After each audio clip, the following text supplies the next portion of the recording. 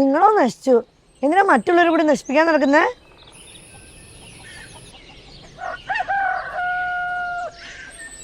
അച്ഛാ അച്ഛാ, ടേബിളില് മരുന്ന് എടുത്ത് വെച്ചിട്ടുണ്ട്. ഭക്ഷണം കഴിച്ചിട്ട് കഴിക്കണേ. ആ ശരി മോളെ. സമയം പോയി, ഞാൻ പോവാ.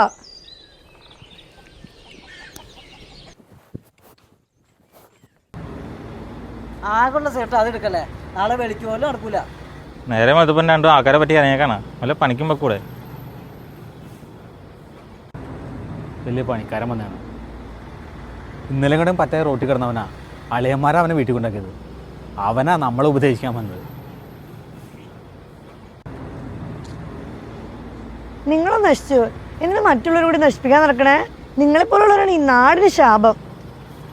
കുറച്ച് നാളായി വീട്ടിലൊരാൾ കിടപ്പായിട്ട്. നിങ്ങളുടെ കൂടെയുള്ള കൂട്ടായിട്ട് കൂടിയായിരുന്നു ഒക്കെത്തിനും കാരണം.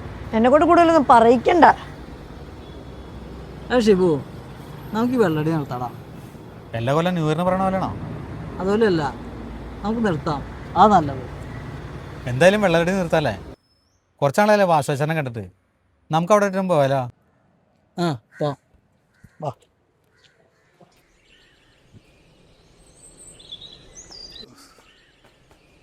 വാസുവേട്ടോ,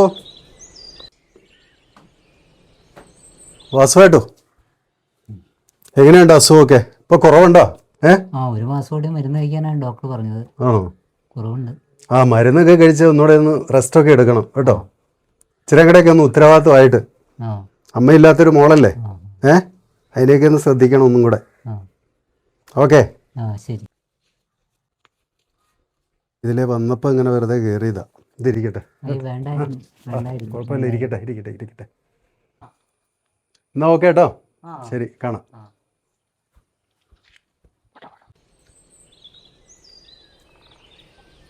ആ, നിങ്ങളെയൊക്കെ ഒന്ന് കാണാതിരിക്കുമായിരുന്നു.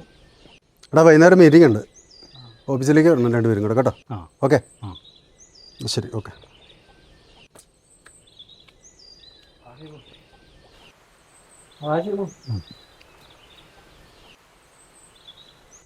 കുടയെടുക്കാനും മറന്നു.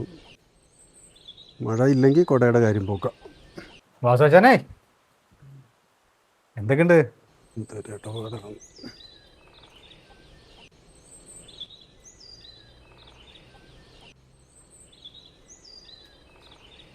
അസുഖം കുറവല്ലേ?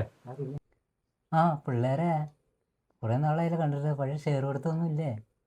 അതൊക്കെ ഇന്നു മുതൽ ഞങ്ങൾ നിർത്തി വാസോട്ടാ. അതെ, ഞങ്ങൾ നിർത്തി. അപ്പൊ എൻ്റെ ഈ ഷെയർ കാശ് എന്ത് ചെയ്യും? ഈ വാസിയേട്ടൻ ഞങ്ങളെ നന്നാവാനും സമ്മതിക്കൂല. ഇന്ന് എൻ്റെ ഷെയർ കാശ്. വാടാ. മക്കളെ ജവാൻ മേടിക്കണട്ടാ. അപ്പോൾ ഇന്നത്തെ എൻ്റെ പൈസ കള്ളി ഷാപ്പിലേക്ക് തന്നെ പോയി. എന്താ